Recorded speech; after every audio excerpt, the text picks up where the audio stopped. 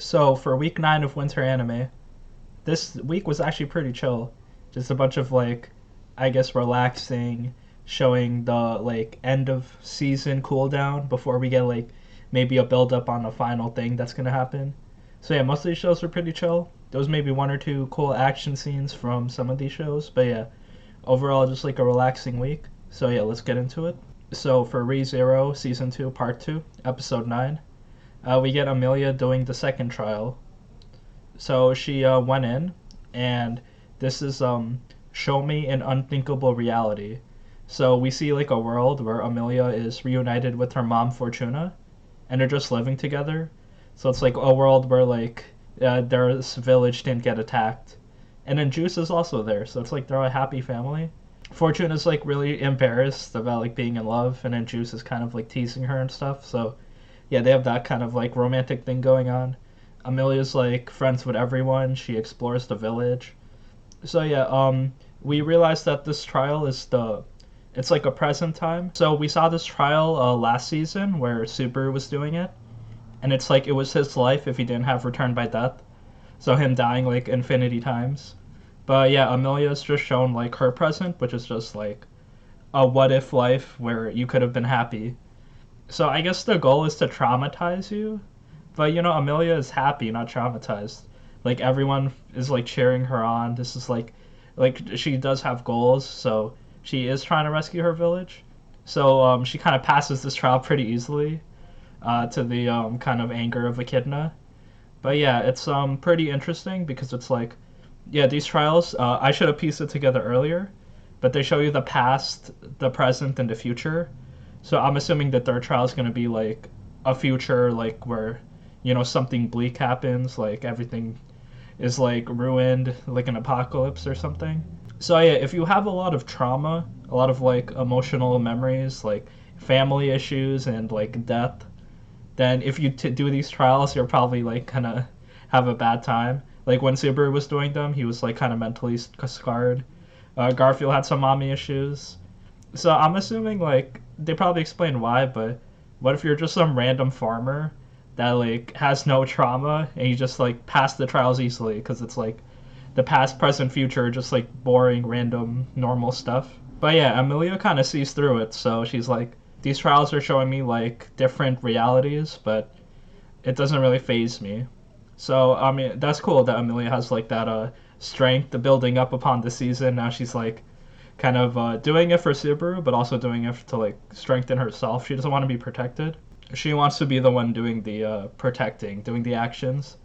Also, after she finishes the trial, all the people from the sanctuary they come together and they cheer her on because they're like they see how hard she's working. So yeah, this kind of makes her happy as well. Um, I think like because Ram stopped Rose Wall from making it snow, that like he did last season when everyone hated Amelia. He didn't do that now, so it's like they have no reason, like they're not suffering in the snow. So yeah, they're all helpful and cheer Amelia on. So yeah, positive vibes coming from the sanctuary, and then we get the action where Subaru continues the mansion mission. Garfield and Frederica are still fighting Elsa. They do a pretty good job trying to ward her off, but I don't think they fully defeat her yet. Subaru's trying to rescue Beatrice because she kind of admits herself to death. But then he's like, no, don't listen to the book to make your decisions. So it's like, yeah, another Beatrice, you gotta convince her to come. She's very stubborn. They also rescue Petra, and then, yeah, that's cool. I think Rem, they still need to save her, so Frederica is going to get Rem. And then as they're outside, they meet up with Meili, who's the other assassin. So she's that little blue-haired girl that controls magic beasts. So I'm assuming they fight her next. Subaru probably has the plan. He's thinking this like 5 levels deep. Like I'm sure like he thought of everything. And the way the season is going, it seems like he's just gonna solve it methodically. Surgical precision. So yeah, exciting episode here where like Amelia just does the trial very easily. The third trial probably like the future might be kind of traumatic or something because like she's the half elf. A lot of stuff could happen. Pretty interesting conclusion because they're building this. We basically have like 24, 26 episodes, 30-minute long episodes each of just like Subaru going through a whole ordeal. He kept dying, and now we're just like concluding that. So it feels the stories are staying the same from last year and this year, part 1 and part 2. But then yeah, we're resolving it, and after we resolve it, some new stuff might happen. So yeah, we're learning as we keep going. And now for Dr. Stone, The Stone Wars, episode 8. Wow, this was a pretty solid episode. Just a bunch of action where Senku and his team, they have their plan, rush through, take the miracle liquid cave, and they only have 20 seconds to do this before the people kind of get their bearings and fight back. So yeah, they fire their tank. They have all these shields and weapons to repel everyone. Kohaku's going ham. Taiju's like blocking stuff, being tough. And then Senku's just charging. He's like, who cares about the traps? Just go. And the tank is like pretty fortified. I guess it's juiced enough to kind of like avoid most of the pitfalls until the last one where it finally topples over. So yeah, Senku's going all out on his plan, just like improv on the go. If stuff works, it works. If it doesn't, then, we got backups. So yeah, Magma comes in. He has like this reflective plate. It's like this copper curved shield. And then they have like the sound bomb from like the exploding sulfuric acid. So it like reflects sound from the shield to like the outside. So it's like a reflective stun grenade, I guess. So yeah, that's how they kind of defeat everyone and tie them up. And it's like a no casualties type of war. And they finally get the miracle bat pea liquid, the nitric acid. So yeah, Senku and his forces, they control the cave. They tied up most of Tsukasa's forces, but the thing is that like Tsukasa just came running in like the Flash, full speed.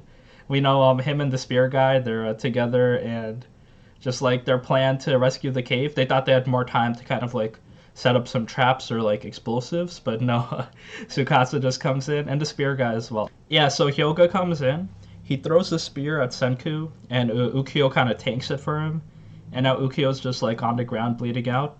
I doubt he's dead, but this is like pretty funny. Just Tsukasa comes in, all the momentum is gone. So yeah, Tsukasa versus Senku, but this time Senku has like people. He has this whole kingdom of science. It's not just him, Taiju, and Yuzuriha. So he kind of doesn't back down to Tsukasa. And then it's basically a fight. Senku has Kohaku, Magma, all the tanks and fighters just be on the front lines. Hopefully none of them die. And then he's running to the miracle liquid cave to get like the bat excrements. But yeah, I wonder what he's going to do. Maybe he'll share it. Maybe he'll like make an explosive. But yeah, it's like basically a showdown between Tsukasa and Senku. Now they're just like face to face, and it's like the tension is really high. It's like who's gonna win. All right, so for Attack on Titan, the final season, episode 13. So as I said, how chill this week was. This episode of Attack on Titan was probably like not chill at all. Very tense, although like not a ton of like fighting and action. So I guess you could call it chill in that sense. But yeah, in the beginning, we learn about Zeke's weaponized spinal fluid. How like the Marleyan army just took just like his spinal fluid, put it in like some gas form and just spread it through the air. So yeah, if Eldians kind of just like breathe in or ingest the spinal fluid, they just a little bit, then they get like paralyzed, and then they're like these paralyzed like kind of humanoid people that just like can't do anything. And then Zeke can like command them to transform on demand. So we saw him do that like episode 1, and now they tell us like how like the people got that way. They just somehow ingested his spinal fluid. So yeah, you gotta be careful for Zeke's weaponized spinal fluid. But then yeah, after that we see Gabi and Falco visiting the restaurant with all the orphans, and damn, so I didn't pick up on this actually. I was a bit slow, but then yeah, it's obvious now that these are Sasha's parents, Mr. and Mrs. Blouse, that run the orphanage. And then, yeah, they're eating at the restaurant because remember when they were at the funeral? Niccolo offered to cook for them. So yeah, that's why they're there. So yeah, they're eating. And then I think Falco realizes that Gabi killed Sasha.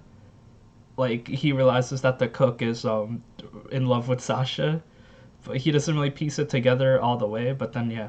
As they have a chance to talk to him, Gabi kind of just admits that she killed Sasha because they thought he'd be like an undercover type of dude that would help them. But then he got really angry. He smashes a wine bottle on her face. But then Falco blocks it for her. So yeah, Gabi just causing trouble wherever she goes. So much fighting happening. I like how they wrap all the like little story points together.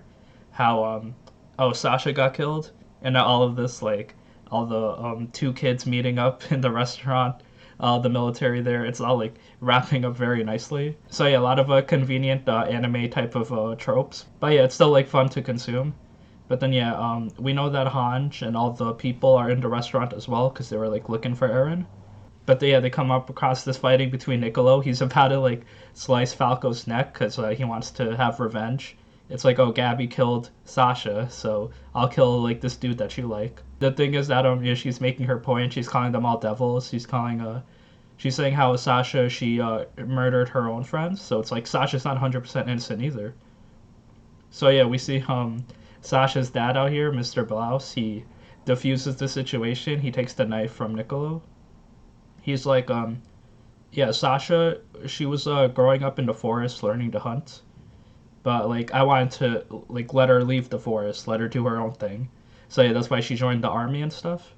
The thing is that after that, like she just started killing people and then she got killed. So it's like the whole world is kind of like its own big forest. So Sasha was just lost in it and eventually like yeah, died. So he's like, we got to protect like the children from like being lost in the forest, and then yeah, we got to forgive them, and as adults we got to bear that burden.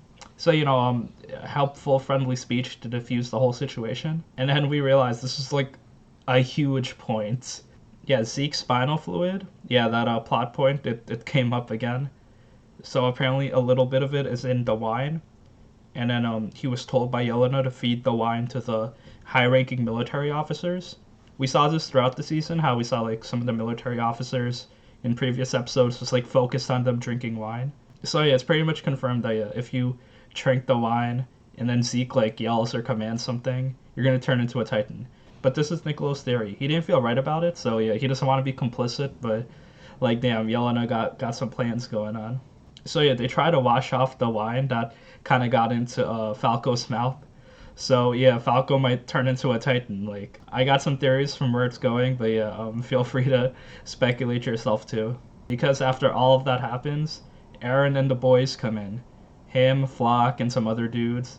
You see Eren's hand is just straight up bleeding. So is he about to turn into a Titan or something? Who knows? But then yeah, he wants to talk to Armin and Mikasa, and Gabi is also in the room with them. So yeah, Gabi's like a mini Eren female version. Now it's like so tense with them all together. Oh yeah, Flock also like he says his purpose there. Like he threatens them. Like he's really about to kill people, but yeah, he wants to know where Zeke is, and then they found Hanj. So as Hanj was trying to look for them, they found Hanj instead, and now they have all the control. So they asked about the spinal fluid and the wine, and then Flock was just laughing. So yeah, 100% he's all into the murdering of the military officers. I don't know how many people drank it. I don't even know if Hanj herself drank it, but yeah, this is just like 100% all in on just like destroying the whole military regime and just like starting from scratch with like Eren's forces. So I guess it's fine. Like I didn't really like the old military regime either. So yeah, like I mean, go ahead, Eren. Let me see what you got. So yeah, they really like made the Jaegerists be taken seriously since they're doing all this escalation so quickly. I just thought the Sasha arc this episode with the parents meeting the killers, like it was just like pretty interesting. We'll probably learn more about Eren's plans. It's like he wants to protect the island, but he also wants to overthrow the current leaders. So yeah, that's where it's going. So typical politics by him. I commend him for it. We also see Levi kind of conflicted because he's with Zeke in the forest, and then he gets heard the rumors about what's happening. So yeah, he knows that the military, they wanted to feed Eren to some like Titan candidate. So then Levi's just all like conflicted, like I was saving Eren for 3 seasons now. This is the 4th season. We're trying to save his ass, and now you want to like sacrifice him. So it's like Levi just is like he thinks this is all for nothing, so he doesn't know what to do. So overall, just like a bit more explanations. We don't have the whole story yet, but yeah, I just love seeing how like the plans unfold. It's like pretty typical war politics overthrowing stuff. So far, Aaron's in the lead. And yeah, I guess I feel bad for Armin and Mikasa because they're like left out. Don't really support his plans, but hey, I guess we need to know more about his plans to have a fully formed opinion. And then after that, we got a Jujutsu Kaisen episode 21. So yeah, another chill episode. This was the ending of the attack, the battle between the two schools, and then Hanami coming in. So yeah, Hanami was defeated. So all the villains we see backing off. It's like it's only Hanami who's like really severely messed up. Like half her body's blown off, and she's just like severely like crumpling up and like burning. So yeah, she didn't die, but she's like severely injured. And the other dude who didn't really do anything, like he had a sword. He's also there. He's kind of sad that he didn't accomplish anything, any fights. But then yeah, there Mahito completed his mission. So yeah, we saw Mahito took a finger last episode. Now it's revealed he took all 6 fingers that like they basically collected the whole season. So yeah, he stole all of Jujutsu High's fingers. Like Yuji could not have an opportunity to eat them because they were just storing them. He also took this mysterious object. It's kind of like a baby statue. So that looked kind of creepy. I wonder what they're gonna do with that. So yeah, Geto, the leader, he's talking to them. He's like, "Good job. We still got plans. Like our plans run deep, and then restore your energy for the future. Cause in October, we gonna do some shit in Shibuya." So yeah, that's like an obvious setup to kind of like a spooky new arc that might happen. It's probably not gonna be animated anytime soon, but yeah, look out for a season 2 because this series will definitely have one. But yeah, they want to basically seal Gojo. I love how they kind of made Gojo like the most OP character, and they made it like kind of methodically, where they didn't just introduce him and kind of like back themselves in a wall where Gojo solves everything, like Goku. You know, they made him so like the fact that Gojo is so OP is like an important plot point that the villains have to plan around it. Like so, like him being OP, like the villains acknowledge this, and then it's not a detriment to the story. It helps it. The villains might do something with the fingers, maybe unleash Sukuna, maybe Yuji will go off, but yeah, just you gotta wait and see. So then yeah, after we see the villain side, we see all the teachers get together. The teachers are like, yeah, we shouldn't really get this out that the villains, the S-grade spirits, have like really strong cursed objects on them. But yeah, we should be wary of their plans. So yeah, everyone's kind of uncomfortable, but yeah, they have to deal with it, and yeah, life goes on. So then they talk about the competition. They can't just end it there. So they asked all the students, what you want to do. Toto's kind of like gives a motivational speech, which was pretty funny. He's like, okay, there's 3 reasons why we have to continue on this competition. One, it doesn't make sense for us to mourn the dead by not fighting, because it's like we should get stronger so we can protect more people, so less people will die.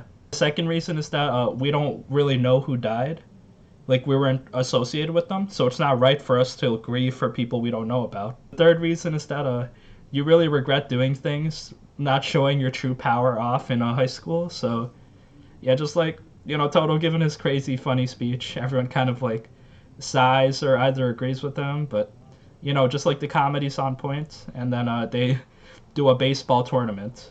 So yeah, this was Gojo's idea. I love it. Just like very comfortable. You see all the characters, just Panda, Maki, Mai, Momo, Nobara, Megumi. Toto had bandages on his face. Oh yeah, Mekumaru's just gone, so because his body got destroyed. And then yeah, Toto and Yuji are pretty close as well. So yeah, just the whole squad in baseball outfits, just like playing baseball. They have like title cards under them that have like a funny like phrase or like a quirky thing about them, so that was pretty cool. Miwa's card was that she left a mango in the fridge to ripen, but it got missing. And then Mai's card was that she didn't really like mangoes, but she changed her mind recently. So yeah, just like funny stuff like that. Like Panda wanting to punch zebras. So yeah, they go kind of back and forth. Neither side can really get points on the board. So yeah, this was pretty shonen inspiring moment where you see the principals of the schools talking about how Yuji's kind of he needs to die. The other principals like, we should just watch him because he's strong, and then his progress is like going pretty well. And then you see Gojo just like crushing some ants on the background, so he's also there. But then yeah, as we talk about Yuji makes a home run. He gets two bases, and yeah, they win. So yeah, pretty inspiring baseball episode. Just like fun comedy on point. A really perfect mix of just being very serious and very relaxed, like back to back. So yeah, I guess we're out of the big arc of fighting. All the S Great Spirits were defeated. Yeah, I guess we're back to normal with Yuji and his team. I love how there's just so many characters, and then they're all like their own personality. They have like their time to shine. Like the episode where like you actually care about the characters. Toto, everyone like hates him. He's kind of annoying. And then Gojo's like on top, and then even the villains have like their own personalities. So yeah, it's not like deep character writing. It's just that like it has its own flavor of just like comedy, action, shonen. And yeah, the baseball episode, the end of tournament, was just like so great. Okay, so for the quintessential quintuplets, season 2, episode 9, a lot of stuff happened this episode again. Just a lot of development for the girls. So yeah, the girls get new jobs because Ichika makes them work for rent, split it 5 ways, because she's trying to act that stuff. Like she doesn't want to just get easy payments. She wants to act like stuff that will improve her skills. So yeah, she's relying on everyone else to like pull their weight as well. Yotsuba's like a janitor. Miku and Nino work at a Futuro's bakery, and Miku works at the one next door. Itsuki's having a hard time finding a job, but yeah, they're all doing their thing. Their third year is starting, so yeah, they passed their tests. So new school year. Oh yeah, pretty fast paced, I guess. Just like we're in our final year, and then Yotsuba volunteers as class rep. So she's in there. She's very excited, very energetic. She asked Futuro to be the class rep as well. Oh yeah, also an interesting thing, all 5 of the quintuplets are in the same class. So all the students kind of crowd over them, are just like amazed that like they're, quintuplets in the same class. Also, Futuro's birthday's coming up. It wasn't this episode, but Miku's just asking if he had 5 wishes, what would they be? And then he's just like, oh, sleep, money, better stamina, just like stuff that you can't really buy as a present. So yeah, he's not that helpful. He works with Nino at the store. It's kind of awkward between them, but then pretty cool development because they kind of resolved that awkwardness. Futuro's never really, he's only good at studying. He's never really been in a relationship or yeah, talk to girls like that. So it's just like, it's hard for him to give her like a straight answer. So then she's like, oh, I know I was like kind of a bitch to you as well, so why don't we before you give me an answer on if you love me or not, why don't you get to know me a little better? So yeah, that's kind of cool. Just like more progression for both of them. And then after that, Futuro's walking to school, and then Ichika comes. She's wearing some glasses, so cute design. And she's trying to get a bit more aggressive, but she can't really be like Nino because she's like, really kind of embarrassed like that. So she's trying to be kind of clever. We know how like each of the quintuplets have their own thing. Nino's the like aggressive one in your face, but then Ichika is kind of just like kind of sneaky and just takes stuff from under your nose. So this one she's kind of lying to Futuro. She wants to be like the one in his focus. So yeah, Ichika puts on a disguise. So she looks like Miku, and then she reveals to Futuro that Ichika loves her. So it's kind of like she's like wingmanning herself a bit. So it was pretty funny, but also like you can see that Ichika's kind of getting a little bit yandere now. She can't admit her feelings, but she doesn't want to lose. So it's a bit kind of sad seeing that. Because yeah, she could have straight up admitted it as well, and then it'd probably be a bit better. But yeah, she's going to sneaky, dishonest way. So we'll see if that move pays off. Okay, so for Higurashi when they cry, episode 22, we get more of Satoko's motivations of looping Rika forever. It's dumb again because last episode it was like we realized she didn't want to be separated from Rika, but yeah, this time she just goes really like the extra step and makes it so Rika just like keeps going crazy, remembers how she dies, so she doesn't want to leave the village anymore. So yeah, it goes like this, where Satoko wants to slowly break Rika's spirit, because Rika was like stuck in this loop for 94 years, like her own loop. And then the fact that she got out of it made her want to leave Hinamizawa because, yeah, it's like she spent a lot of time in the village, just like let her explore the world. And then, yeah, Satoko's just like has a plan to study Riko's memories, see like all the trauma she faced, and then make a plan to kind of counteract that. So it's like a really dumb plan by Satoko. She has infinite time, infinite loops. She could have literally studied, gained knowledge, but no, she wants to just trap Rika and never like be separated from her. So yeah, she asks Featherine, the girl in the spiritual world. Yo, I know you gave me this power, but can you allow me and Rika to remember how we died? Instead of going back to the timeline where there's like a brand new Rika starting from scratch, make the Rika and Satoko that died, make them come together in the timeline at the same time. So Rika's brain will maintain the memories, and then she'll realize that it's so traumatic leaving the village. I should stay. So yeah, I'm glad we got this reveal because it's just like full blown. Satoko is the villain of this season. She's doing her own loops behind the scenes, and now it's just like for the dumbest reason, she doesn't want to be alone. She could literally just like say no to Rika, but yeah, Rika also wants to leave. I was expecting a showdown between them, but yeah, just more explanations. So I wonder who's right or who's wrong. Like Rika doesn't really deserve to suffer like this, but yeah, it's Satoko's gone all crazy now, trying to mind break her friend. Also, she also forgets about her brother, so yeah, just a bunch of just uncharacteristic stuff by Satoko where she just goes the extra mile to not study for her exams. It's not that bad. Just do your homework, girl. But no, she wants to trap Riko into Hinamizawa so they live like their life together, which does not feel right.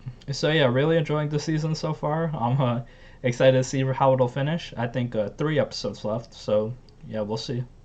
All right, so for Wonder Egg Priority, episode 8, we had a recap episode, so pretty underwhelming. But I understand if they need time to like slow down to finish up the story, then yeah, take your time. But yeah, pretty disappointing. We had a recap episode for a 12 episode series because it's just like, damn. I thought we'd get more girl backstories and stuff. But yeah, I guess they're trying to save some stuff for the ending. Besides that, I guess they're setting up stuff between the two overseers of the Egg World. We find out their names, but we don't really know much else about them. I think one of them's called Akka. But yeah, besides that, I guess we'll find out more. Just they seem to be evil in some sense. It's like their intentions are mysterious and not 100% pure. So I guess we'll find out what their deal is and what the whole Egg World stuff is all about. I'm assuming in the happiest sense it'll like make these girls have closures and find new friends, but in the darkest sense it'll probably be like the girls realize that death is a part of life and then suffering is eternal. I don't know. Alright, so for The Promised Neverland Season 2, Episode 8. Emotional wise, it's pretty decent. Just Norman kind of went off and just like attacked the demon village. All the kids are dying, everyone's transforming and degrading into just like animals. Emma found a Mujika. Emma and Ray were looking for her for like 4 days, and then they finally found her after following the birds. And then, yeah, they try to go back to Norman because they have 1 day left, but no, he kickstarts his plan. Just like they burned the whole village, everyone's just being attacked by their own kind, and yeah, Norman's also there to kind of like murder the remaining stray demons. And then there was like this girl, her name is Emma, she's a demon girl, and he was about to kill her, but then her grandfather was like, Emma, where are you? And then we realized that damn, that this dude Norman is just like emotionally broken. We saw like how he kind of had to escape the facility, kill all these demons, become like a killer himself, just like testing them. But yeah, like Norman blows up the whole building and communicates with the lambdas, kills the demons, and that like leads him on the path where he's on now. Like I wish we got to see this, but obviously yeah, the season is how it is. But yeah, when he sees the Emma girl, he's just kind of like paused and like he's like he looks like old Norman again. So yeah, Emma and Ray come to like kind of console him. So yeah, we end the episode there, kind of a cliffhanger. They hit us with that Batman versus Superman Martha reference. Like it's kind of like a memed trope, but it's honestly a decent trope. But yeah, just having a name to kind of jog your memory back to your former self, I don't really hate that. And Mujika's still here, and then that girl also has Mujika's blood because she got it from her grandfather. So yeah, there's still some hope left. But yeah, just I guess it was kind of like gruesome to see all these demons attacking their own people, and seeing Norman as the leader of the attackers.